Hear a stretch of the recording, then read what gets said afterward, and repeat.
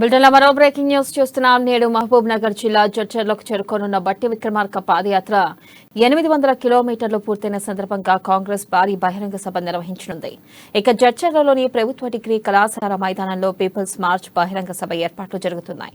ఈ సభకు ముఖ్య అతిథిగా హిమాచల్ ప్రదేశ్ సీఎం సుఖ్వీందర్ సింగ్ సుఖ్ హాజరు కానున్నారు. అలాగే ఏఐసీసీ రాష్ట్ర ఇన్ఛార్జ్ మాణిక్రావు ఠాక్రే, పీసీసీ అధ్యక్షుడు రేవంత్ రెడ్డి, ఇతర సీనియర్ నాయకులు కూడా ఈ సభలో పాల్గొనున్నారు.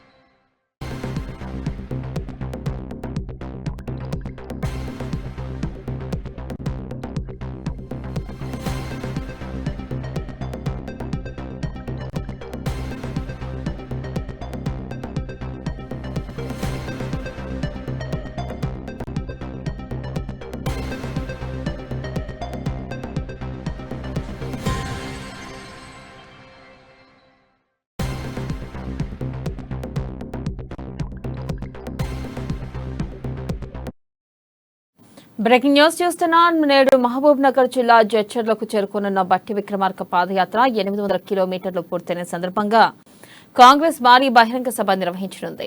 జడ్చర్లలోని ప్రభుత్వ డిగ్రీ కళాశాల మైదానంలో పీపుల్స్ మార్చ్ బహిరంగ సభ ఏర్పాట్లు జరుగుతున్నాయి. ఇక ఈ సభకు ముఖ్య అతిథిగా హిమాచల్ ప్రదేశ్ సీఎం సుఖ్వీందర్ సింగ్ సుఖ్ హాజరు కానున్నారు.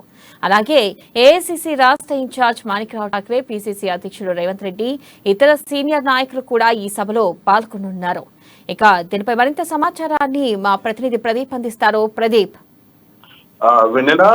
ఈ రోజు మల్లు బట్టి విక్రమార్క పాదయాత్ర జడ్చెర్ల మండలం బండమీదిపల్లి నుంచి ఇంతకు ముందే ప్రారంభమైంది. అయితే ఈ ఈ యాత్ర జడ్చెర్ల మండలం కౌరంపేట వరకు కొనసాగనుంది. అయితే 11 గంటలకు కౌరంపేట చేరుకొని అక్కడ 4 గంటల వరకు బస చేస్తారు. భోజన విరామ సమయం అనంతరం 4:30కు అక్కడి నుంచి బయలుదేరి ఈ రోజు ఏదైతే 800 మల్లుపట్టి విక్రమార్క పీపుల్స్ మార్చ్ పాదయాత్ర 800 కిలోమీటర్లు పూర్తయిన సందర్భంలో జడ్చర్లో భారీ బహిరంగ సభ ఏర్పాటు చేశారు. అయితే సాయంత్రం 6:30కు మొదలయ్యే ఈ సభకు ఇప్పటికే ఏఐసిసి తెలంగాణ ఇన్ఛార్జ్ మాణిక్రావు ఠాక్రేతో పాటు హిమాచల్ ప్రదేశ్ ముఖ్యమంత్రి సుఖ్వీందర్ సింగ్ సుఖ్ కూడా ప్రత్యేక ఆహ్వానితులుగా వస్తున్నారు.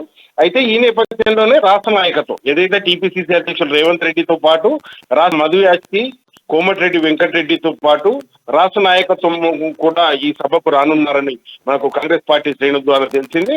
అయితే ముఖ్యంగా ఈ సభ ద్వారా కాంగ్రెస్ పార్టీ బడుగు బలహీన వర్గాల పార్టీగా భరోసా ఇచ్చే దిశగా సాగుతుందని తెలిసింది.